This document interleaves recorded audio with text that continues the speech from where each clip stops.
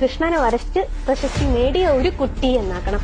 ആ മുസ്ലിം കുട്ടി എന്നുള്ള ആ ഒരു ലേബൽ ഞാൻ വേണ്ടാന്ന്.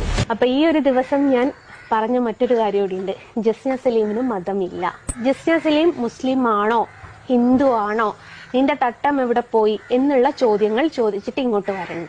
മറക്കണമെന്ന് പറഞ്ഞത്, ഔറത്ത് മറക്കണമെന്ന് പറഞ്ഞത്, അന്യ പുരുഷനോട് കൂട്ടാറുണ്ടെന്ന് പറഞ്ഞത്, അന്യ ആണും പെണ്ണും തമ്മിൽ കൂടിക്കലരുതെന്ന് പറഞ്ഞത് ആരോടാണ് അള്ളാഹു പറഞ്ഞത്? ആരോടാണ് പ്രബോധകര് പറഞ്ഞത്? അള്ളാഹുവിന് വിശ്വാസമുള്ള, ഖബറിന് വിശ്വാസമുള്ള, പരലോകത്തിന് വിശ്വാസമുള്ള വിശ്വാസികളായ സ്ത്രീകളോട് പറയും നബിയേ, ഞങ്ങളെ പ്രബോധനം ചെയ്യുന്നത്, ഖുർആൻ പറയുന്നത്, മാറുമറക്കാൻ പറയുന്നത്, തലമറക്കാൻ പറയുന്നത് മുഅ്മിനത്തുകളായ പെണ്ണുങ്ങളോടാണ്. മുസ്ലിമായി ജനിച്ച് മുസ്ലിമായി മരിക്കണമെന്ന് ആഗ്രഹമുള്ളവരോടാണ്. മുസ്ലിമായി ജനിച്ചവളോട് മാത്രമല്ല, മുസ്ലിമിന്റെ പേരുള്ളവളോട് മാത്രമല്ല, മുസ്ലിം നാമം പേറിയവളോടല്ല.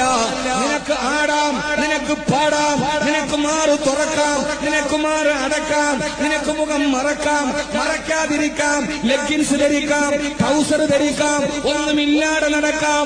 പൂജാപേരി പണ്ട് ഒന്നുമില്ലാതെ നഗരത്തിലൂടെ പ്രയാണം ചെയ്തിട്ടില്ലേ? ആരാണ് കല്ലെറിഞ്ഞത്? അന്ന് നഗരത്തിലെ പണ്ഡിതന്മാര് കല്ലെറിഞ്ഞുവോ? പ്രബോധകര് തടസ്സം നിന്നുവോ?